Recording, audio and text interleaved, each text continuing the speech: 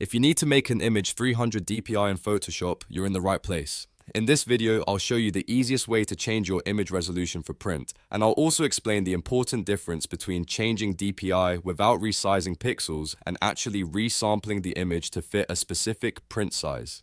That way, you can avoid blurry results, bad print quality, or accidentally stretching your image the wrong way. If this tutorial helps, make sure to hit the like button and subscribe for more Photoshop tips and quick how-to guides. Let's jump straight into it.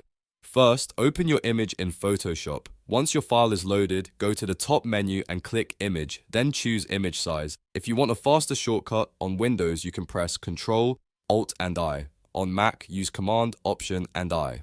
This opens the image size window, which is where you control the resolution and print dimensions of your image. Now look for the resolution field.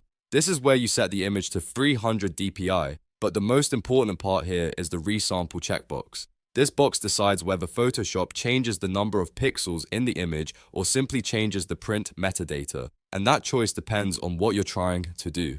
If you already have a high quality image and you just want it to become a 300 DPI file for printing, the best method is to leave Resample turned off. When you uncheck Resample, Photoshop locks the pixel dimensions together, so the image is not being artificially stretched or enlarged. Then, simply type 300 into the resolution field and make sure the unit is set to pixels per inch.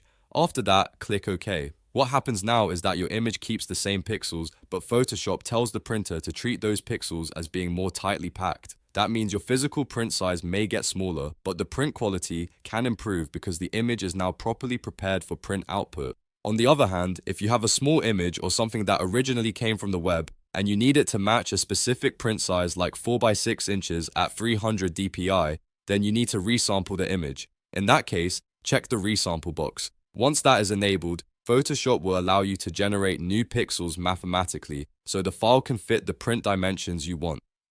At the bottom of the resample menu, choose a quality option like Preserve Details 2.0 or Bicubic Smoother for enlargement. These options help reduce blur and keep edges cleaner when you scale up. Then set the resolution field to 300. After that, enter your target print size in the width and height fields. Make sure you choose the correct measurement unit, such as inches or centimeters, depending on your project. This step is important because the resolution alone does not define the full print size. The width, height, and DPI all work together. Once everything looks right, click OK and let Photoshop apply the changes. At this point, your image should now be set to 300 DPI, but there is one final step that matters if you want your printer to read the file correctly. You should save it properly using File, then save as, or File, then save a copy. For print files, it is usually best to save as a high-quality TIFF or the highest quality JPEG available. That helps preserve the image data and the resolution information. Try to avoid using Export As or Quick Export as PNG for print layout files because those export options are mainly designed for the web and may strip out print resolution metadata.